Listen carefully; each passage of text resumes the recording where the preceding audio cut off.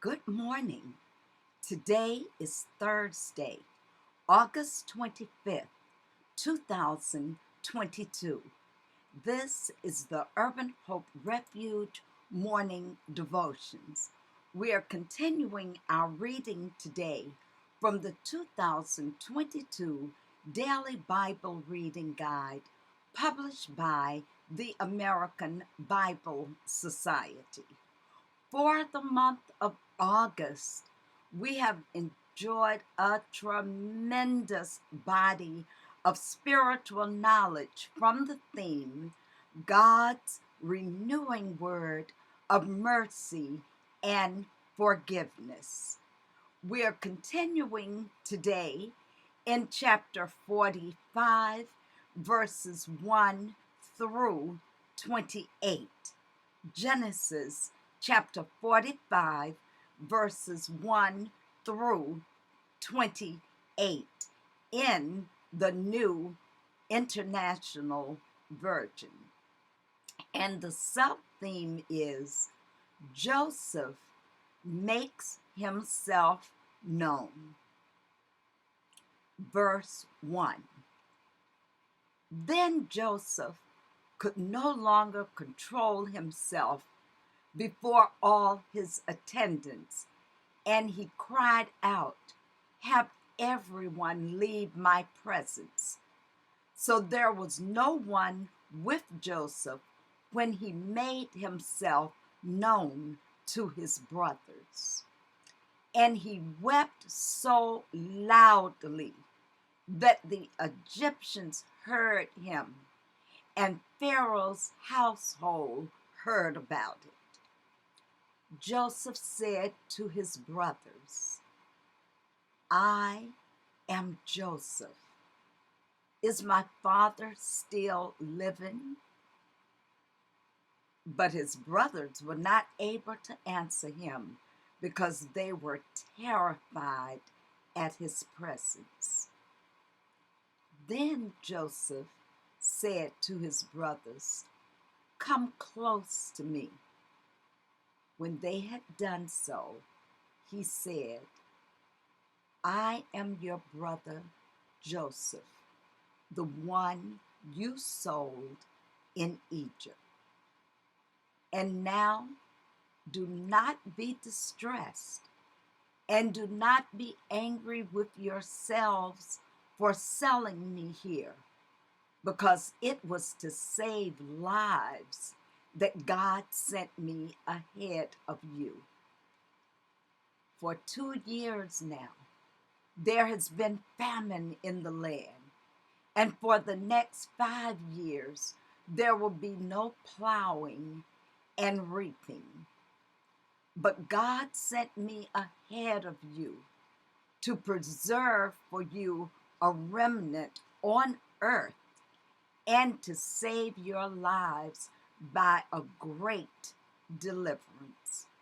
So then, it was not you who sent me here, but God.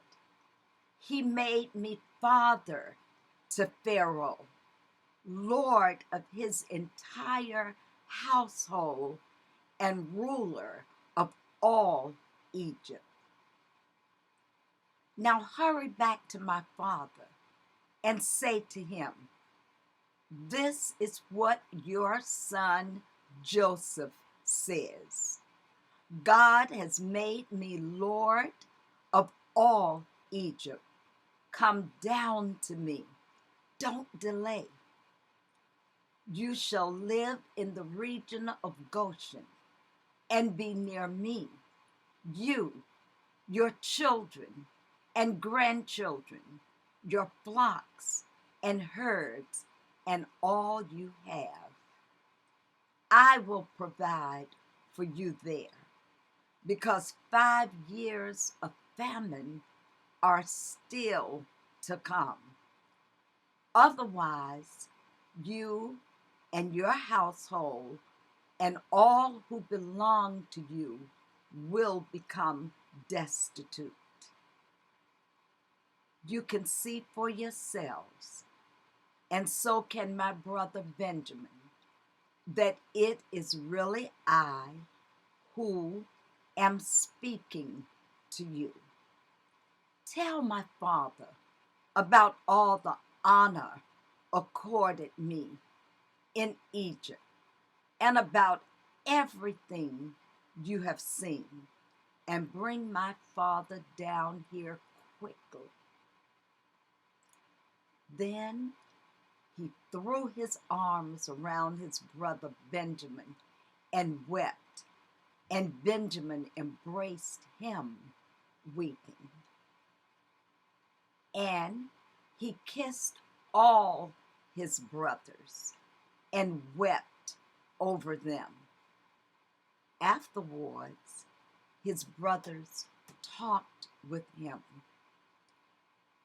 When the news reached Pharaoh's palace that Joseph's brothers had come, Pharaoh and all his officials were pleased. Pharaoh said to Joseph, "Tell your brothers, do this: load your animals and return to the land of Canaan, and bring your father and your families back to me. I will give you the best of the land of Egypt, and you can enjoy the fat of that land." You are also directed to tell them, "Do this: take some carts from Egypt for your children and your wives, and get your father and come. Never mind about your belongings, because the best of all Egypt will be yours." So the sons of Israel did this. Joseph gave them carts as Pharaoh had commanded, and he also gave them provisions for their journey. To each of them he gave new clothing. But to Benjamin he gave 300 shekels of silver and 5 sets of clothes. And this is what he sent to his father: 10 donkeys loaded with the best things of Egypt, and 10 female donkeys loaded with grain and bread and other provisions for his journey. Then he sent his brothers away, and as they were leaving, he said to them, "Don't quarrel on the way."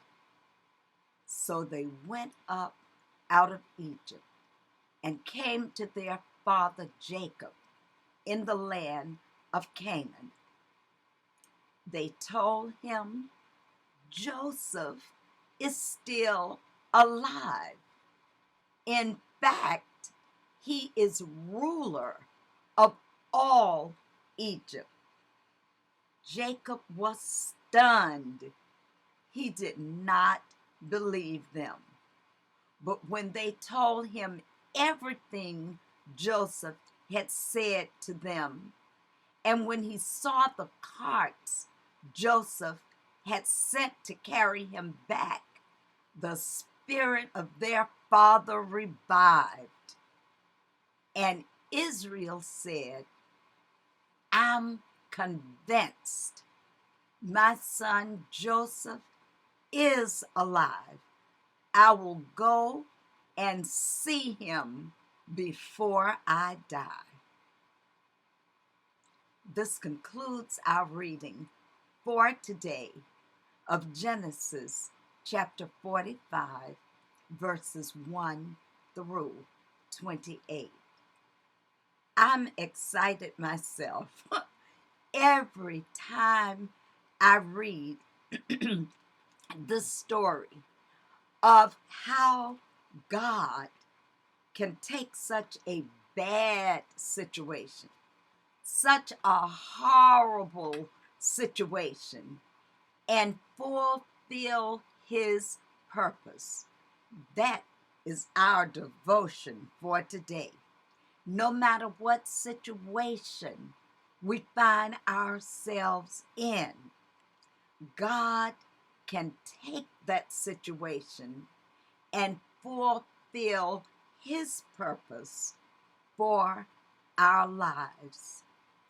After hearing Judah's plea, as we read yesterday, up to save his brother Benjamin and not repeat the same thing again, Joseph can no longer contain himself, because what we read yesterday was so passionate from the heart of Judah in relationship to saving his young brother and not doing again what he had done 20 years prior. So Joseph now cannot contain himself. So he orders all of the officials around him that served him, that worked for him. He asked them, please leave the room. And he could not contain himself. And the scripture said he wept so that even outside of the room that his officials could hear him weeping, as he said to his brothers and burst into tears, I am Joseph. What a moment in the life of this family. What a moment in the life of Joseph, who had gone through so much over those 20 years. But listen, always in the will of God and in the plan that God had for his life. Although Joseph suffered and he went through a lot, he was always in the will of God. So he identifies himself to his brothers. And listen, when he identified himself to his brothers, the first thing that he said to them was, don't be angry with yourselves for selling me into slavery. Amazing. Amazing. He said, God sent me here in order to preserve my family's life. So he urged his brothers to return to Jacob and bring him to Egypt. And he said, don't be slow about it. Do it without delay. And he told them where they were to settle in Goshen. And Joseph told him that he would not just provide for them, but he said that he would abundantly provide for them. Joseph grabbed his brother Benjamin and he embraced him, and they wept together. And then he went to every one of his brothers. He embraced them and he wept with them. What do you think Joseph's response did to his brothers? I believe that it moved his brothers to show the compassion Joseph finally had for his family. They finally see that. Remember when he was a young boy with all of the dreams that he shared with them, and they would see him coming and said, oh, behold, the dreamer cometh. Let's get rid of him and see what's going to become of his dream. Listen, I want this morning devotion to impact you to the extent that you know that there are some people out there that want to get rid of you because they think they can stop you and stop the progress that you have in God if they get rid of you. But Joseph proves that that does not have to be the case. One of the things that I want you to remember is that Joseph remained faithful to God throughout this entire 20 years that he went through in jail, accused of rape, accused of so many different things, forgotten even when he had done good for others. He remained faithful to God throughout that. And one of the most remarkable models that we can see throughout Scripture for why we should forgive. We should forgive. This is a beautiful model that Joseph shows in how he forgives his brothers. Some people will say to you, I forgive, but I'm not going to forget. Joseph remembered what he needed to remember, to have the compassion and the love in his heart that he did to forgive his brothers. There is so much that I want to say about this, but this is not the platform to do it.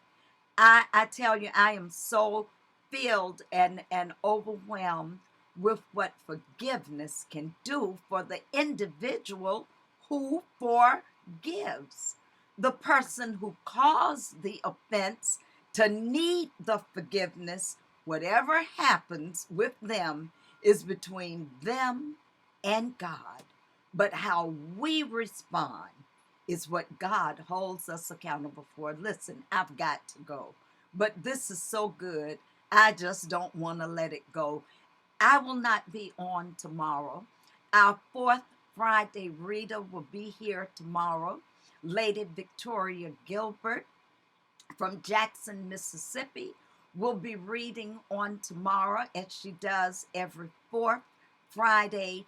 But I want to, anyone that's in the immediate area, I want to invite you to Urban Hope Refuge all day Sunday as we are having Homecoming and Founders Day. And it is a jam-packed day. Saints that have been a part of this ministry from all over the country will be coming home for homecoming on Sunday. The Urban Hope Refuge Ministry is an 87-year-old ministry. And we have one of the early ministry ABYPU presidents that's coming home. God bless you. Now, let me challenge you, please pray your way through the day. Walk with the King and be a blessing.